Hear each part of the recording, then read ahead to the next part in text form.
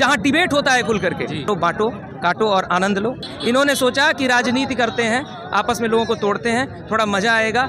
हम लोग काशी हिंदू विश्वविद्यालय में छात्रों का घोर आक्रोश हो रहा है। हमारे साथ सीवीटी स्टडी कैपिटल के फाउंडर विपुल सिंह हैं।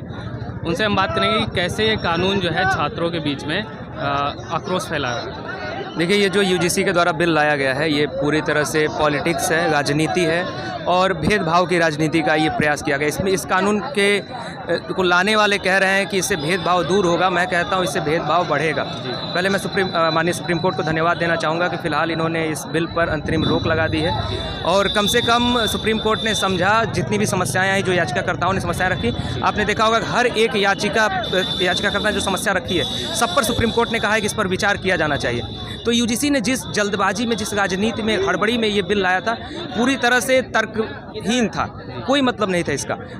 अगर आप विश्वविद्यालय की बात करेंगे, जैसे हम काशी हिंदू विश्वविद्यालय में हैं, जितने भी छात्र यहाँ पढ़ रहे हैं, तो सारे छात्र आपस में ये नहीं देखते हैं कि आप किस जाति के हैं, मैं किस जाति का हूँ, वो किस जाति के हैं। लेकिन जब ऐसा बिल आएगा तो हमारे बीच में भी जातियों के बारे में हम सोचना शुरू करेंगे। जब हम यहाँ जातियों के बारे में सोचने लगेंगे तो फिर हम अपने गाँव समाज जा करके समाज का निर्माण कैसे करेंगे? तो कहीं ना कहीं ये बहुत बड़ा प्रश्न चिन्ह उठता है। दूसरा, इसमें पहले तो इसको पूरी तरह से समाप्त कर देना चाहिए। अगर कमियों की बात करें तो भाई साहब, आपने ये नहीं बताया कि अगर कोई आरोप लगाता है, गलत आरोप लगाता है, तो उसका क्या होगा? एक बार नहीं 100 बार गलत आरोप लगाता है तो उस पर क्या कार्रवाई की जाएगी? कोई प्रारूप नहीं इसका तय किया आपने।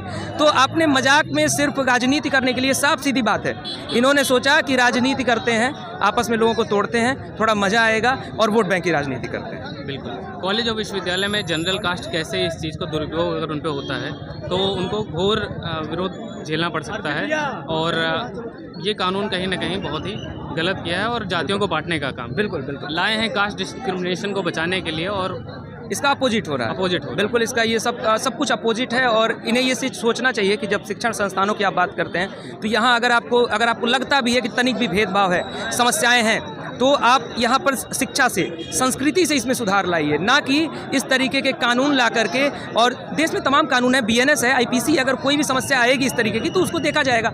मुझे तो लगता है कि आखिर यूजीसी में कौन सी रिपोर्ट गई है जो बता रही है कि पिछले 70 सालों में जो भेदभाव नहीं होता था विश्वविद्यालयों में, उससे ज़्यादा संख्या बढ़ गई है। तो ऐसे रिपोर्टों की भी जाँच की जानी चाहिए और मैं तो कहता हूँ ऐसे रिपोर्टों पर जाँच बिठानी चाहिए और अगर इस रिपोर्ट में कोई भी गलती पाई गई तो उन पर कार्रवाई की जानी चाहिए। बिल्कुल। आप भी यहीं छात्रावास में आपका जीवन बीता है। बिल्कुल। और मैं भी छात्रावास में रहता हूँ, देखता हूँ उन्हीं कमरों में SC ST OBC और हर वर्ग के लोग रहते हैं, शेयर करते हैं। बिल्कुल। कल को अगर ऐसा कानून आ गया तो हम आपस में सोचने लगेंगे कि ये इस बिरादरी का है, ये इस बिरादरी का है। हम खुल के बोलने में, मजाक करने में हिचकेंगे, आपस में संवाद करने में हिचकेंगे। विश्वविद्यालय एक ऐसा स्थान है जहाँ डिबेट होता है खुल करके। जब खुल करके डिबेट हो रहा होगा और कोई अगर मान लीजिए किसी से मेरी बहस हो गई, ठीक, असंवैधानिक बहस नहीं, संवैधानिक बहस ही होगी, लेकिन उस पर भी अगर उसने आरोप लगा दिया तो फिर उसके बाद मेरे भविष्य का क्या होगा? ये बहुत सारे सवाल हैं इस बिल को लेकर के। जैसे हम लोग मेस वगैरह में खाना भी खाते हैं तो एक ही थाली होती है जो धुल के आती है, वो जनरल का भी खा रहा, वही SC तो ये मैं वही कह रहा हूँ कि किस आंख से ये लोग देख रहे थे, किस चश्मे से देख रहे थे। मैं तो कहता हूँ कि जितने भी लोग ऊपर बैठे हुए हैं, जिन्होंने इस निर्णय में अपना अहम भूमिका निभाई है, उन्होंने विश्वविद्यालय नहीं देखा है, उन्होंने कॉलेज नहीं देखा है। वो शायद सिर्फ यूं ही आ गए हैं, कुर्सी मिल गई है और उन्हें कहा गया है कि राजनीति करो, बांटो, काटो और आनंद लो, बस उसी पर ये लोग चल रहे हैं। चलिए, बहुत बहुत धन्यवाद विपुल सर इस मुद्दे पर बोलने के लिए। Thank you.